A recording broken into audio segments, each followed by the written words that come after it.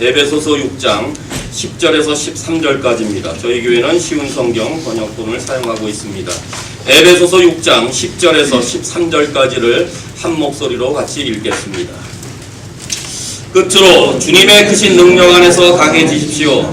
사탄의 악한 속임수에 넘어가지 않도록 하나님의 무기로 완전 무장하시기 바랍니다. 우리의 싸움은 이 땅의 사람들에 대항하여 싸우는 것이 아니라 이 세상의 어두운 세력들과 공중의 권세 잡은 악한 영들에 대항하여 싸우는 것입니다. 하나님의 전신갑주가 필요한 이유가 여기 있습니다. 그것은 악한 날에 쓰러지지 않고 싸움이 끝난 후에도 굳건히 서기 위해서입니다. 몇 가지 질문을 드림으로 시작합니다. 신앙생활을 하시면서 그리스도 안에서 성도라는 나의 정체성이 흔들리고 계십니까? 구원의 즐거움과 삶의 평강이 없으십니까? 하늘에 있는 모든 영적인 복을 다 받아 누리고 있음에도 불구하고 나의 지금의 형편 때문에 주눅이 드십니까? 내가 하나님께로부터 받아들여졌음에도 불구하고 아무도 나의 수고를 알아주지 않아서 늘 서운한 마음이 드십니까? 나는 그리스도의 보혈로 하나님과 화목하게 되었음에도 나하고는 아직 다른 사람은 싫다고 멀리하고 있지는 않습니까? 나는 용서받았음에도 불구하고 여전히 지체들에 대한 원망과 미움이 풀리지 않습니까? 이와 같은 일들을 생각해 볼 때 오늘 함께 읽은 본문은 오늘날 많은 성도들이 잊혀져가는 한 원리로 우리를 부르고 있는데 신앙생활의 원리는 바로 영적 전쟁이라는 것입니다. 그래서 오늘 바울은 끝으로라고 말씀을 시작하면서 이 이후에 있게 될 모든 말씀이 에베소 말씀의 전체 결론이자 우리가 앞으로 취해야 될 자세가 무엇인지를 가르치고 있습니다. 그렇다면 오늘 본문 앞에서 지금까지 사도 바울은 무엇을 말하다가 이렇게 영적 싸움을 말하게 되었는가를 다시 한번 기억해 볼 필요가 있습니다. 바울은 왜 성도들의 실제적인 생활과 실천적인 삶을 이야기한 후에 끝으로라고 말하고 있는 것일까요? 그것은 여러 관계들 속에서 우리가 최선을 다하며 우리가 성령의 충만함을 가지고 주님의 계명을 따라서 살도록 지금도 노력하고 있지만은 그것은 단순히 내 힘과 내 노력으로만 되어지는 것이 아님을 말하고자 하기 위함입니다. 한번 잘 생각해 보십시오. 부모에게 순종하기를 원했고 자녀를 노엽게 하지 않기를 원해서 애를 써보고 있지만은 점점 부모와 자녀 간에 멀어지는 관계는 과연 무엇 때문일까요? 남편에게 순종하려고 마음을 먹어도 도무지 순종하지 못하도록 아내의 마음을 충동질하는 것, 아내를 사랑하고자 하여도 미움과 원망이 솟아나 도무지 사랑할 수 없도록 만드는 남편들의 마음은 과연 무엇으로 설명되어질까요?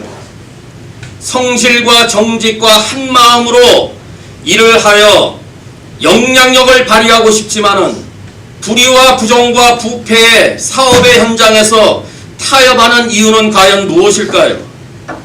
교회 하나님을 지키지 못하고 교회의 영광스러움을 드러내지 못하는 것, 구원의 즐거움을 날마다 잃어버리고 주님 사랑하며 섬기는 은혜의 게으름을 피는 것, 거룩한 백성의 정체성을 잃고 사는 것은 과연 무엇 때문일까요? 이 모든 것들의 궁극적인 원인은 우리가 영적 싸움에서 실패하고 있다는 것을 말하는 것입니다. 그래서 바울은 끝으로라고 다시 말하면서 성령의 능력 안에서 살아가는 것이 얼마나 중요하고 주 안에 거하는 것이 얼마나 절실히 필요한가를 말씀하기 위해서 끝으로 내가 다시 말한다 라고 시작하고 있습니다. 그렇다면 끝으로라고 말한 이후에 보여주는 그림은 바로 영적 전쟁이라는 것입니다. 이 전쟁은 죽기를 각오하고 싸우는 헌신된 그리스도의 군사들과 사탄의 왕국을 위하여 맹세한 악한 영들과의 싸움입니다. 이 피비린내 나는 격전지는 영화나 드라마의 장면이 아니라 이 싸움터는 저와 여러분들이 서 있는 삶의 현장이고 교회에 보이지 아니하는 영적 현실임을 인식해야 합니다. 이제 어떻게 하면 우리 모두가 거룩한 백성으로서 영적 전투에서 패배하지 않고 날마다 승리하며 살 수 있을까요? 성도인 우리가 믿음의 경주에서 실패와 좌절로 신앙생활을 연명하는 것이 아니라 우리 앞에 놓인 믿음의 싸움에서 늘 승리의 계가를 부르기 위해서는 우리는 또 어떻게 해야 될까요? 먼저 신앙의 승리자가 되기 위해서는 영적 전쟁의 실체를 바로 알아야 됩니다. 영적 전쟁의 실체를 오늘 바로 알기를 바랍니다. 신앙생활은 과연 무엇일까요? 아름다운 휴양지에서 즐기는 것인가요? 행복과 평안으로서 이어지는 천국과 똑같은 삶인가요? 그렇지 않습니다. 성경은 그것이 우리 신앙생활의 전부라고 가르친 적이 없습니다. 만일에 우리 중에 예수만 믿으면은 만사형통하고 무병장수의 복을 날마다 얻음으로 하나도 어려움 없이 지난다 라고 생각하시는 분이 계시다면 우리는 지금 복음을 잘못 들은 것입니다. 아니, 누군가가 잘못 가르친 것입니다. 그래서 지금 잘못 믿고 있는 것입니다. 오히려 성경은 예수 믿는 자들은 세상에서 환난을 당한다고 가르치고 있습니다. 경건하게 살려는 자들은 핍박을 받는다고 말하고 있습니다. 예수 믿는 자들을 세상은 미워한다고 가르치고 있습니다. 이처럼 오늘 본문도 놀랍게도 성도의 삶은 치열한 전쟁과도 같다고 바울은 말하고 있는 것입니다. 11절에 사탄의 악한 속임수에 넘어가지 않도록 하나님의 무기로 완전 무장하십시오라는 말씀만 보아도 하나님은 우리에게 전신갑주를 입고 싸울 준비를 하라고 말씀하시는 것으로 보아 우리의 삶은 전쟁이다 그 말입니다. 우리의 삶은 놀이터가 아니라 영적 전쟁터임을 알 수 있습니다. 또한 12절에서 우리의 싸움은 이 땅의 사람들에 대항하여 싸우는 것이 아니다 라고 싸움이란 단어를 강조하면서 성도의 신앙생활은 다름 아닌 영적 전쟁임을 강조하고 있습니다. 우리가 하나님께로 부름받은 이 장소는, 하나님께로부터 선택받은 곳은 즐거운 휴양지가 아니라 치열한 전투가 벌어지는 영적 전쟁터임을 이 시간 다시 확인할 수 있기를 바랍니다. 그러니 우리의 신앙생활은 언제나 삶의 영역의 자리가 영적 전쟁터라는 사실을 인식할 수 있기를 바랍니다. 이 사실을 깨달은 사도 베드로는 우리에게 권합니다. 너희 대적마귀가 우는 사와 같이 두루 삼킬 자를 찾고 있다. 근신하라, 깨어라 라고 명령하고 있는 것입니다. 우리는 이미 이 사탄마귀 영적 전쟁의 실체를 다 알고 있습니다. 하나님께서는 아담과 하와가 범죄한 이후에 이들에게 찾아오셔서 사탄을 벌하시고자 이렇게 말씀하셨습니다. 창세기 3장 15절 상반절에 보시면은 하나님께서는 사탄과 여자로 원수가 되게 하셨을 뿐만 아니라 사탄의 후손과 여자의 후손이 서로 원수가 되는 치열한 전쟁이 벌어질 것을 이미 예고하셨습니다. 결국 이 둘 사이의 전쟁으로 말미암아 인류의 첫 번째 비극이 시작됩니다. 바로 이 주님의 말씀 이후에 하와의 가정에 어떤 일이 일어났습니까? 그의 후손들, 즉 가인과 아벨 사이에 영적 전쟁이 일어나 예배의 문제로 형 가인이 동생 아벨을 돌로 쳐 죽이는 사건이 벌어졌습니다. 이 전쟁 이후에도 노아 시대에 하나님을 대적하는 수많은 사람들이 많아지자 하나님은 홍수로 저들을 쓸어버렸습니다. 또 이 이후에도 하나님을 또 대적하는 많은 사람들 흩어버리심으로 우리 가운데 언어의 혼잡을 가져왔습니다. 이 이후에도 살인, 강도, 모함, 비난, 도둑질, 성적 타락, 우상 숭배, 권위에 도전하는 일, 부정, 부패, 불의, 불경건함 등등이 끊이지 않고 있습니다. 이 전쟁이 오늘날 저와 여러분의 삶과 가정과 일터와 교회와 신앙생활 속에 계속되고 있습니다. 그래서 오늘 본문은 대적하라, 전신갑주를 입어라, 이 전쟁이 무엇인지를 알아라 이렇게 말씀하고 있는 것입니다. 신앙생활에서 날마다 승리를 하길 원하십니까? 그러면 우리가 달려가고 있는 신앙생활에서 언제나 우리를 공격하는 영적인 실체가 무엇인지를 이 시간 다시 확인할 수 있기를 바랍니다. 눈에 보이는 것만 보지 말기를 바랍니다. 오늘도 눈에 보이지 않는 수많은 세계 속에 영적 치열한 전쟁이 우리 가운데, 교회 가운데, 가정 가운데 이루어지고 있다는 사실을 정확히 인식할 수 있기를 바랍니다. 그러니까요, 사탄은요, 우리가 신앙생활하면서 아무런 어려움 없이, 아무런 고통 없이 그저 행복하게 예수 잘 믿고 잘 살도록 절대 내버려 두지 않는다는 사실입니다. 그래서 여기에 우리가 또 들어야 될 메시지가 있는 것입니다. 우리 모든 성도는 천국 시민권을 가진 하나님 나라의 백성일 뿐만 아니라 동시에 주님의 나라를 위하여 싸우는 영적 군사임을 바로 깨닫기를 바랍니다. 그런데 바울은 이 싸움을 12절에서 너희의 싸움이 아닌 우리의 싸움이라고 말합니다. 우리의 싸움. 이 편지를 쓰고 있는 바울 자신과 이 편지를 받고 있는 에베소 교회 모든 성도들을 우리라는 단어에 함께 묶고 있습니다. 그런데 특이한 것은 11절에 악한 속임수, 개역 한글의 괴계는 복수로 되어 있지만은 이 싸움 앞에는 정관사가 붙어있는 단수로 되어 있습니다. 다시 말하면 이 영적 전쟁에서 우리의 영원한 적인 악한 세력들이 우리를 쓰러뜨리기 위해서 동원되는 간사한 꾀와 수법은 다양하지만, 그래서 복수이지만 그 싸움은 본질상 하나라는 것을 보여주고 있다, 그 말입니다. 그러니까 우리 모두는, 저와 여러분들 모두는 지금 하나의 싸움에 참전하고 있는 군사라는 말씀입니다.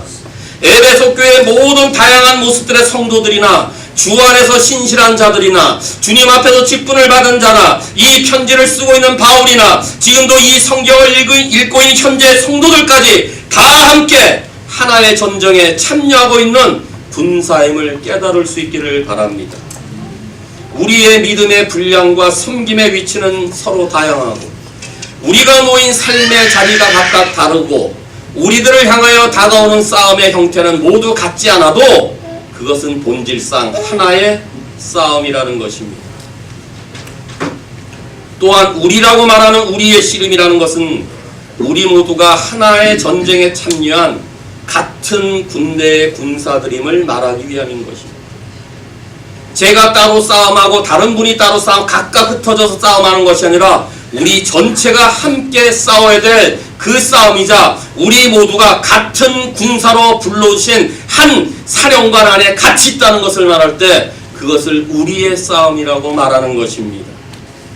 그렇다면 우리의 싸움이라고 말하는 것은 영적 싸움에 있어서 우리 모두가 함께 교회의 지체의식, 형제의식을 가져야 될 필요가 있다고 말하는 것입니다.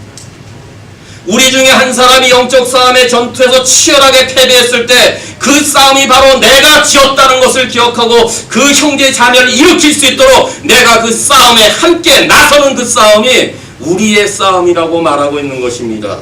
그러니까 한 사람이 각각 자기의 삶의 현장에서 마귀에게 지거나 이기는 것이 우리 모든 지체들에게 지대한 영향력을 끼치고 있다는 사실을 보여주고 있는 것입니다. 따라서 우리 모두는 우리 자신들을 영적 싸움에서 지켜야 될 뿐만 아니라 사랑하는 지체들을 함께 지켜야 되고 주님의 몸된 교회가 거룩함을 보존하고 이 교회가 영광스럽게 하나님의 영광을 드러내기 위하여 함께 손에 손을 잡고 힘을 합하여 영적 전쟁터에서 싸워야 된다는 것입니다. 왜냐하면 이 전쟁은 우리 모두의 싸움이기 때문에 그렇습니다. 영적 전쟁에서 승리자가 되기 원한다면 영적 전쟁의 실체를 알아야 될 뿐만 아니라 두 번째로는 영적인 적의 실체를 바로 알아야 됩니다. 영적인 대적이 누구인가를 바로 알아야 됩니다. 11절을 다시 보겠습니다. 우리의 싸움은 이 땅의 사람들에 대항하여 싸우는 것이 아니라 이 세상의 어두운 세력들과 공중의 권세 잡은 악한 영들에 대항하여 싸운다, 이렇게 말하고 있습니다. 성경은 우리가 싸우는 대상이 누구인지를 분명히 가르쳐주고 있습니다.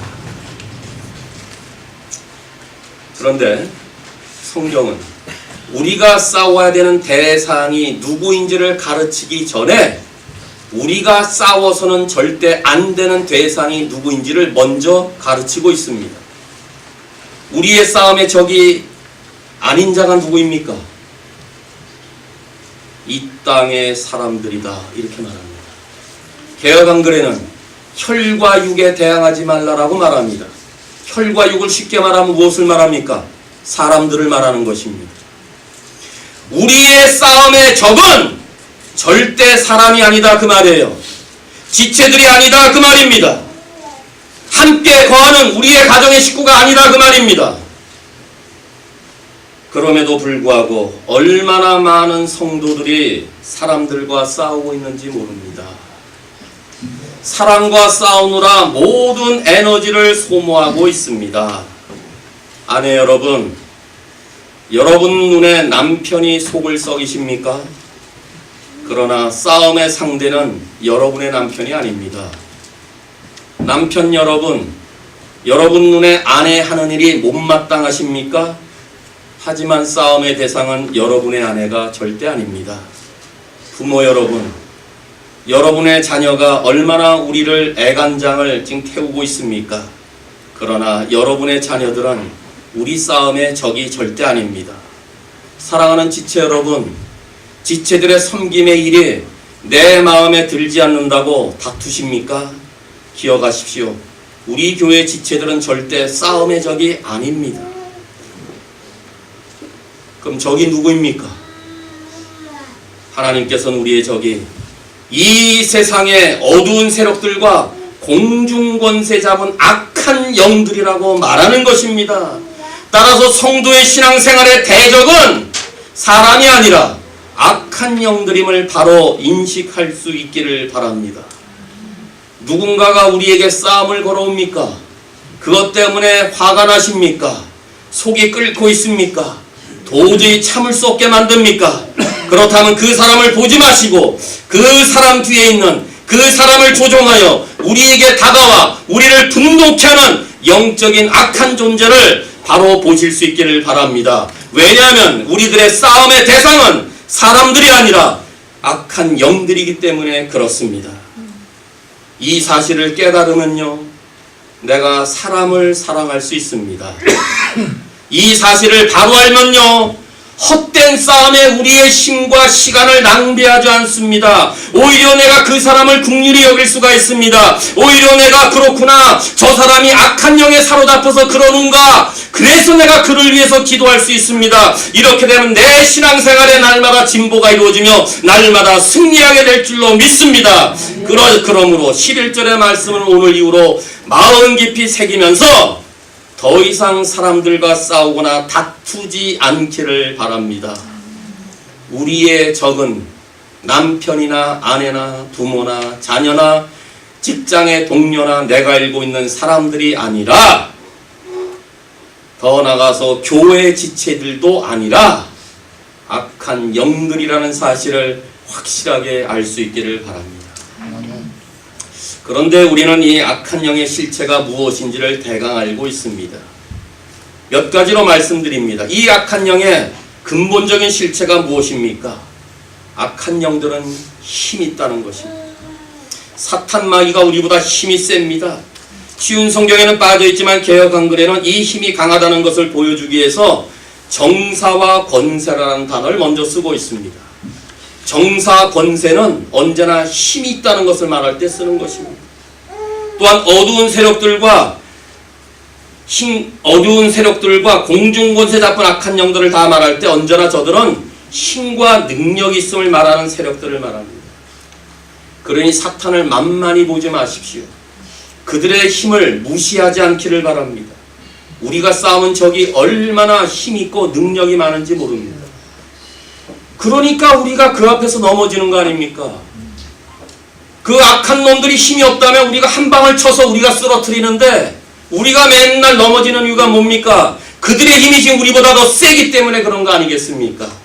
그러니 악한 영들이 힘이 세다는 것을 언제나 인식하고 있어야 됩니다. 또한 악한 영, 싸우는 적은 악합니다.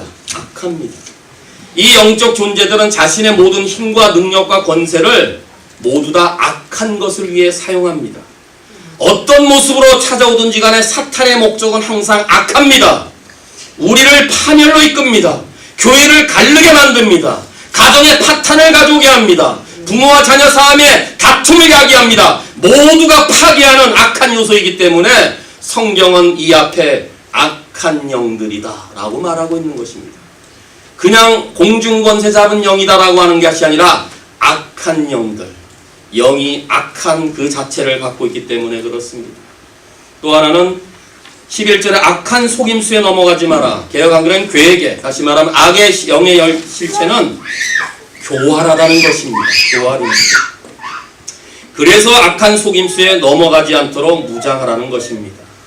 교활이란 말은요, 어떨 때는 사탄이 무섭게 다가오기도 하지만 우는 사자가 드렁거리고 잡아먹으려고 오는 것 같기도 하지만 어떨 때는요, 이 교활한 모습은 친구처럼, 연인들처럼, 광명한 천사처럼 가장하여 공격한다는 사실을 놓치지 마십시오.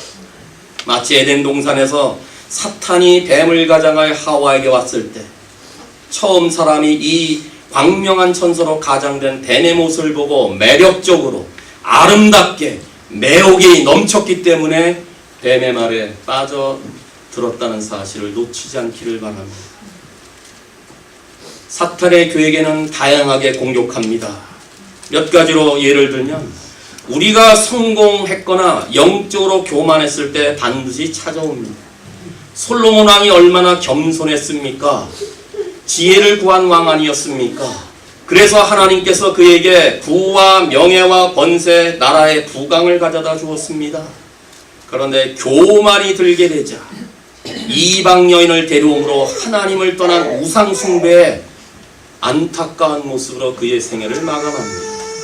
우시야 왕이 어땠습니까? 그의 그 성경을 보면 하나님을 날마다 찾았고 주님을 기쁘시기 위해서 최선을 다했다고 기록하고 있습니다. 이것 때문에 하나님께서 그의 나라를 강성하게 해주셨습니다. 그런데 성경에 어느 날 그가 강성해지자 교만하여져서 여호와께 죄를 범하였노라 이렇게 기록하고 있습니다. 성공에 절정했을 때, 영적으로 가장 최정상에 있을 때 사탄의 마수에 걸리지 않기를 바랍니다. 이게 사탄의 괴계라는 것입니다. 우리가 게으름에 빠졌을 때 사탄은 또한 우리를 공격합니다. 잘 아시죠? 다윗을 보십시오. 모든 전쟁을 시작할 때마다 그는 하나님 앞에 여쭈어 가로 이 전쟁을 어떻게 해야 될까라고 하나님의 뜻대로 전쟁을 하면서 가는 곳마다 백전백승을 누렸던 그 왕이 어느 날 자기 부하들은 다 전쟁에 나가서 싸움터에서 힘을 다해 싸우고 있는데 그는 안일하고 태만하여 게으른 가운데 해가 떨어지는 저녁 오후 늦게쯤 일어나 목욕하는 여인을 보므로 그는 하나님 앞에 범죄했다고 성경은 지적하고 있습니다. 게을를 때 조심하십시오. 틈이 보일 때 사탄은 여지없이 공격합니다. 또한 우리가 다른 성도들과 함께 있지 않고 홀로 있을 때 사탄은 우리를 반드시 노립니다. 여러분, 베드로가 왜 예수님을 3번씩이나 부인하며 마지막엔 그 어린 종 앞에서 예수님을 저주했는지 아십니까? 성경엔 분명한 말을 하지 않고 있어 잘 모르겠지만은 앞뒤 정황을 살펴보면요, 제 생각에는 멀찍이 혼자 떨어져 있었다라고 기록하고 있어요. 만약에 그날까지 야고보와 요한이 항상 중요한 자리에 함께 있었던 그 제자들이 그 예수님을 배반하려고 묻는 어린 종 앞에 함께 있었다면 베드로의 역사는 달라졌을 것입니다. 부활하신 예수님이 제자들 앞에 나타났을 때 도마는 함께 있지 못하여 예수님의 부활을 믿지 못했습니다. 무엇을 말합니까? 함께 있지 아니했던 제자 중에 제자라는 사람도 사탄의 공격에 쉽게 무너졌다 그 말입니다. 3년 반 동안 예수님의 동고동락을 함께하며 이적과 말씀과 별하별 놀라운 표적의 사건을 함께 체험했던 그가 예수님이 살아생전에 내가 죽었다가 3일 만에 부활할 것을 그렇게도 말씀을 들었지만 정작 그 자리에 홀로 있는 그 자리에 사탄 마귀는 예수님의 부활체를 의심하게 만들었다 그 말 아니겠습니까? 홀로 있을 때 조심하십시오. 혼자 생활하려고 하지 마십시오. 그래서 바로 이것이 지체들의 삶의 중요한 이유인 것입니다. 교회의 모든 모임이나 교회에 가는 모든 성경 공부를 하는 시간이나 구역 모임이 중요한 이유가 바로 이것입니다. 신앙생활을 혼자 하는 사람들은 지금 실패를 향해 가고 있는 사람들입니다. 그냥 예배만 드리고 아무하고도 교제하는 사람은 사탄에게 쉽게 공격당하기 쉽습니다. 믿음의 지체들은 언제나 함께하며 함께 대적하기 위하여 승리하는 군사로 세워져야 악한 영들이 어떤 모습으로 우리를 공격하다 할지라도 우리는 저들을 대항하여 이길 수가 있는 것입니다. 그러므로 서로 돌아보아 사랑과 선행으로 격려하게 힘쓰라면서 마지막 날이 가까이 오물 볼수록 더욱 그리하자라고 하는 이 말씀을 가볍게 넘기지 않기를 바랍니다. 마지막 때에 치열하게 우리 한 분 한 분을 공격합니다. 그럴 때 내가 신앙을 유지하고 승리할 수 있는 비결은 그래도 믿음의 지체들과 함께 거하는 것입니다. 우리의 싸움이기 때문에 함께 우리 앞에 나간 믿음의 경절 손에 손을 잡고 행해야 우리는 늘 승리할 수가 있습니다. 이처럼 우리가 싸우는 사탄은 교활하고 힘이 많고 악합니다. 우리의 약점을 너무나 잘 알고 있습니다. 실패할 때나 성공할 때나 혼자 있을 때나 영적으로 교만할 때나 나태하고 게으를 때 지금 막 예수님께로 돌아와서 주님께 헌신하고자 할 때 그렇구나 오늘 말씀을 듣고 하나님의 뜻대로 살고자 최선을 다하려고 했을 때 그때마다 사탄 마귀는 우리의 벌어진 틈을 통해 공격한다는 사실을 잊지 않기를 바랍니다. 이것이 우리의 대적인 영적인 적의 실체를 말합니다. 그러므로 우리가 이 영적인 적의 실체를 바로 안다면 우리는 모두가 다 영적 전쟁에서 승리할 수 있습니다. 우리가 영적 전쟁에서 이기기 위해서는 영적 전쟁의 실체를 알아야 되고 두 번째로 영적인 적의 실체를 알아야 될 뿐만 아니라 이제 마지막으로 우리가 신앙의 승리자가 되기 위해서는 영적 전쟁의 대비책이 무엇인지를 바로 알아야 됩니다. 영적인 대비책 10절에 끝으로 주님의 크신 능력 안에서 강해지십시오. 신성경이 너무 쉽게 번역됐는데 개역 한글에는 종말로 너희가 주 안에서와 그의 능력 안에서 강하여져라. 주 안에서와 그의 능력 안에서 강하여질 것을 권하고 있습니다.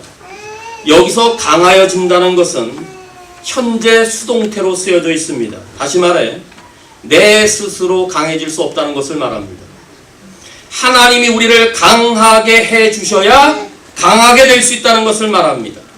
또한 이 구절은 말씀을 전하는 사람들이나 말씀을 듣는 사람들이나 장성한 어른들이나 미숙한 영적 어린 그리스도인들 모두가 다 강해져야 된다고 말하고 있는 것입니다. 왜요? 목사인 저에게도 복음을 전하는 전도자에게도 온 세상에 흩어진 모든 선교사에도 여지없이 공격하는 우는 사자같이 달려드는 악한 영들이 우리에게도 있기 때문에 그렇습니다. 처음 예수를 믿은 자에게도 공격합니다. 직분을 가진 모든 자들에게도 여전히 공격합니다. 장성한 믿음에 충만한 분량일까지 자란 영적 성장으로 높은 경지에 이른 그런 자들에게도 여전히 공격합니다. 그래서 이 모든 범주 안에는 어린아이부터 어른들에게까지 신앙의 높고 낮음이 아니라 모든 분들을 다 포함한다. 그런 것입니다. 그러므로 우리 모두는 예외 없이 주 안에서와 그의 능력 안에서만 강해질 수 있는 것입니다. 왜 그런지 아십니까? 우리가 믿는 예수님이 강하신 분이기 때문에 그렇습니다. 내가 섬기는 하나님이 전능하신 분이기 때문에 그런 것입니다. 만약에 하나님이 전능하지 않다, 예수 그리스도가 강하지 않다, 그렇다면 어떻게 우리가 그리스도 안에 거할 수 있습니까? 그 믿지 못할 힘으로 어떻게 이길 수가 있습니까? 예수님이 강하기 때문에, 우리 하나님이 전능하시기 때문에 우리가 주 안에서만 있다면, 주의 능력 안에서만 있다면 우리는 모두가 다 승리할 수 있다 그 말입니다. 잘 생각해 보십시오. 이 땅에 살아계실 때 우리 예수님은 마귀의 모든 유혹들을 다 모조리 뿌리쳤습니다. 마지막엔 죄와 율법과 사망의 권세를 다 깨뜨리시고 십자가로 승리하셨습니다. 우리의 힘을 믿고 까불면 교만이라는 함정에 빠질 수밖에 없지만은 주 안에서와 그의 능력으로는 우리는 강해져서 예수님처럼 우리도 승리할 수 있습니다. 하나님께서는 우리를 거스리는 빚의 문서들을 우리 가운데 취하셔서 그것들을 십자가에 못 박아 깨끗이 없애주셨다. 이렇게 바울이 가르칩니다. 여기에 우리가 하나님을 거스리는 빚의 문서, 한마디로 말하면 죄입니다. 우리가 죄가 없으면요, 사탄은 우리를 공격하지 않습니다. 사탄은 언제나 우리들의 죄의 문제를 가지고 시비합니다. 내가 그러고도 예수 믿는 자야? 내가 그러고도 교회를 다녀? 내가 그러고도 뭐 집사야? 건드립니다. 야, 너 예수 믿는 자가 그렇게 했다며? 죄를 갖고 건드는 것입니다. 그래서 우리는 예수를 믿기 전에 이 죄의 짐을 벗지 못했습니다. 그래서 평생 죄의 노예로 살았습니다.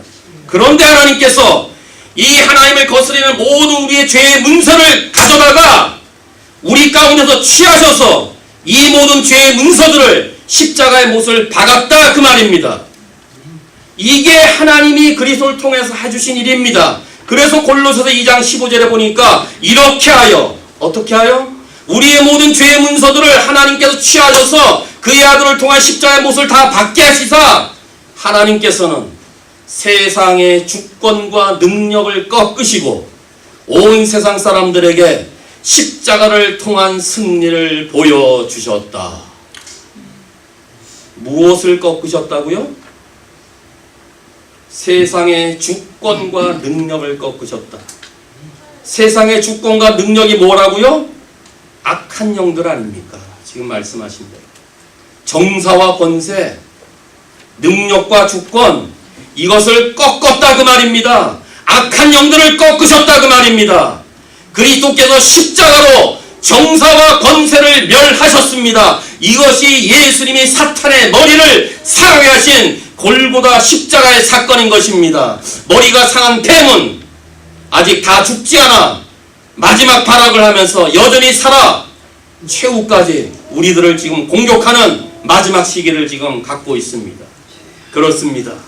이 세상에서는 너희가 환난을 당하나 담대하라, 내가 세상을 이겼노라. 예수님이 선포하셨습니다. 그러므로 우리가 예수 안에 있기만 하면은, 예수님의 능력 안에서만 있기만 하면 우리는 날마다 강하여져서 사탄 마귀의 모든 권세를 우리도 무찔 수가 있습니다. 결국 우리에게 남은 건 승리밖에 없습니다. 그렇게 되기만 하면 우리들은 성경에서 말하는 대로 가장 아름답고 복된 가정을 이룰 수가 있습니다. 이렇게만 살면은 우리의 사업과 일터에서 삶에서도 정직과 성실로 성공할 수 있습니다. 이렇게만 행한다면 건강한 정신과 강한 몸을 가질 수가 있고 오히려 다른 사람들에게 하늘의 신령한 복을 전달할 수 있는 복의 통로로 쓰임받을 수가 있습니다. 무엇보다 피로 값주고 사신 이 교회를 영광스럽게 하는 존귀한 성도로 세워질 수가 있는 것입니다. 그러므로 우리 모두는 주 안에서와 그의 능력 안에서 강하여지는 이런 삶을 통하여 승리를 쟁취할 수 있기를 바랍니다. 그러면 또 어떻게 우리 자신을 날마다 강하게 할 수 있을까요? 11절에 사탄의 악한 속임수에 넘어가지 않도록 하나님의 무기로 완전 무장하기 바랍니다. 개역 한글에는 마귀의 괴계를 능히 대적하기 위하여 하나님의 전신갑주를 입으라. 무장하라는 단어와 입으라는 말은 한 번만 무장하고 한 번만 입으라는 단어가 아니라 현재 진행형입니다. 하나님의 전신갑주는 날마다 입는 것입니다. 오늘 이겼다고 벗고 가만히 있는 것이 아니라 오늘도 이겼으면 이 이후에 또 벌어질 사건을 대비하며 오늘도 입어야 되는 것을 말합니다. 그런 의미에서 하나님의 전신갑주는 매일 매순간 날마다 주님이 우리를 부르시는 그날까지 항상 입고 있어야 된다 그 말입니다. 이 하나님의 무기, 이 하나님의 전신갑주가 무엇인지는 다음 주에 이어지는 설교를 통하여 자세히 말씀드리겠습니다. 오늘은 이 명령만 하나 기억할 수 있기를 바랍니다. 하나님의 전신갑주를 입어라. 명령입니다. 잘 보시면은 하나님은 아무런 무기도 우리에게 주지 않은 채 그냥 싸움하라 이렇게 말하지 않았습니다. 하나님의 전신갑주를 준다고 말하는 그 내용. 그래서 우리가 마귀를 충분히 이길 수 있도록 완벽한 무기를 우리에게 주시고 전쟁터로 보내신다. 그러므로 우리를 이 싸움터로 부르시는 분은 하나님의 아들 예수 그리스도이십니다. 우리의 대장은 전능하신 그리스도이십니다. 우리를 싸움터로 불러주신 그분은 구원의 총사령관이신 강하고 위대하시고 능하신 예수 그리스도이십니다. 그러나서 전쟁의 승리는 우리의 힘이나 능력에 달리는 것이 아닙니다. 그 능력이 내게 있는 것이 아니라 하나님께 있다면 하나님의 능력이 어떻게 내게 임할 수 있느냐가 문제가 아니겠습니까? 그렇다 문제는 우리가 하나님이 주신 무기를 날마다 취하고 있느냐, 하나님께서 우리에게 입혀주시기로 하신 하나님의 전신갑주를 매일 입고 있느냐, 이것이 우리의 문제가 되는 것입니다. 우리 모두가 매일 순간마다 하나님의 전신갑주를 분명히 입는다면 승리는 우리의 것입니다. 그러니까 주 안에서 하나님의 힘으로도 강하여지기 위해서, 더 나아가서는 사탄막의 괴계를 물리치기 위해서라도 날마다 하나님의 이 주신 갑옷을 입어야 하는 것입니다. 또 하나님의 전신갑주를 입어야 되는 이유를 11절에는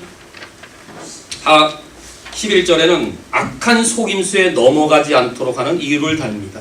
그러니까 사탄의 세력으로부터 자유하고 보호받기 위해서, 마귀의 괴계를 파멸하기 위해서 이것을 입어라, 이렇게 말하고 있고, 또 다른 이유를 13절에서는 하나님의 전신갑주가 필요한 이유가 여기 있습니다. 그것은 악한 날에 쓰러지지 않고 싸움이 끝난 후에도 굳건히 서기 위해서입니다.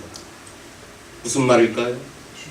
사탄 마귀는 우능사자같이 우리를 공격하게 될 때 우리가 한 번으로 그를 패배했다 할지라도 그 패배를 인정하고 또 다시 공격하지 않는 것이 아니라 그 다음에 또 공격한다, 그 말이에요.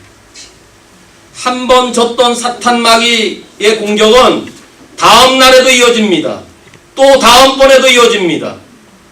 4번, 5번, 10번, 1000번, 아니 죽을 때까지 연속적으로 끈질기게 집요하게 공격합니다. 그런데 우리가 만약에 달려오는 사탄 마귀의 공격을 물리쳐서 이겨서 만족하고 이제 다 됐다라고 우리의 전신갑주를 벗은 바로 그 직후에 또 사탄 마귀는 공격한다면 어떻게 그 공격하는 사탄 마귀 앞에 바로 설 수가 있겠습니까? 그런 의미에서 한 번의 공격에서 승리했다 할지라도 마지막에 악한 날에 또 쓰러지지 않고 싸움이 끝난 이후에도 그를 공격하기 위하여 굳건히 서기 위하여 하나님의 전신갑주를 또 입어야 된다고 가르치고 있는 것입니다. 그런 의미에서 하나님의 전신갑주는 현재 진행형입니다. 오늘도 있고 밖에 나갈 때도 있고 내일도 있고 하루 종일 있고 일주일 내내 평생 동안 입어야 될 것을 말하는 것입니다. 예수님의 탄생과 더불어서 헤롯 대왕은 영아를 살해하라는 명령을 내렸습니다. 예수님을 죽이고자 했던 것입니다. 이 말은 하나님의 구원의 계획을 차단하려고 했던 것입니다. 그 계획가 실패하자 예수님의 광야 40일 기간에 또다시 등장했습니다. 3가지의 시험으로 유혹으로 또 공격했습니다. 떡을 독으로 돌로 만들라, 성전 꼭대기에서 뛰어내려라, 내가 모든 권세를 다 주겠다. 2번째, 사탄의 공격은 기록된 하나님의 말씀으로 예수님이 승리했습니다. 여기서 멈췄나요? 마지막 발악을 또 하지요. 십자가에 못을 박는 최후의 공격을 사탄은 또 행했습니다. 마치 이긴 것처럼 보였을 뿐입니다. 아마 그 3일 동안은 아주 사탄은 미소를 지었을지도 모릅니다. 그런데 예수님이 무덤에서 일어나셔서 사망의 권세를 깨뜨리시고 부활하심으로 모든 승리를 했을 뿐만 아니라 그 승리를 우리에게도 주셨습니다. 예수님에게도 이렇게 집요하게 끈질기게 공격하고 있다면 우리에게도 사탄 마귀는 끊임없이 끈질기게 어김없이 계속적으로 우리를 공격한다는 사실입니다.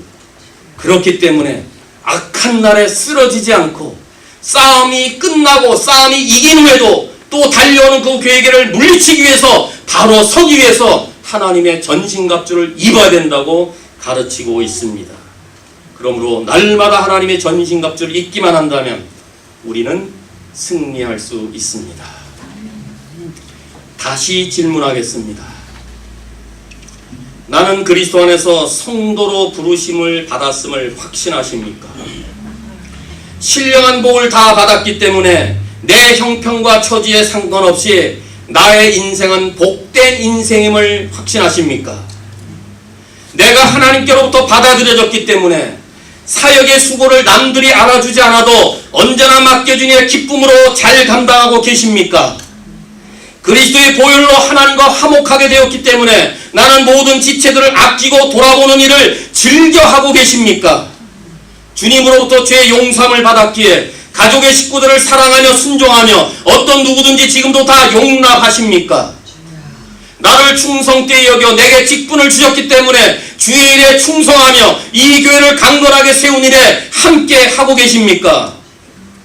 나의 가정은 사랑과 순종으로 평강과 기쁨이 넘쳐나는 곳으로 지금도 만들고 계십니까? 나의 탁월한 일로 인하여서 사람들이 내가 하나님과 함께 하고 있음을 보고 계십니까? 그렇다면 우리는 영적 싸움에서 지금 이기고 있는 것입니다.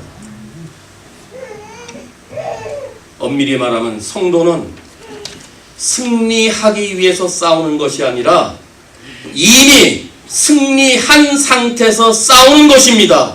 왜요? 예수님이 내가 세상을 이겼노라. 세상을 이김은 이것이니 우리의 믿음이니라. 믿음 있으세요? 그럼 이긴 거예요. 예수님을 나의 구원의 총사령관으로 믿고 따르세요? 이긴 거예요. 예수님이 세상을 이겼다면 나도 이긴 것입니다. 이기에 싸우지 마시고 이미 이겨놓은 전투에서 쓰러지지 않는 일에 힘을 다하는 우리 모두가 될 수 있기를 바랍니다. 아무도 그리스도와 그의 능력 안에 있는 성도들을 이길 자는 없습니다. 따라서 성도는 이미 승리자입니다.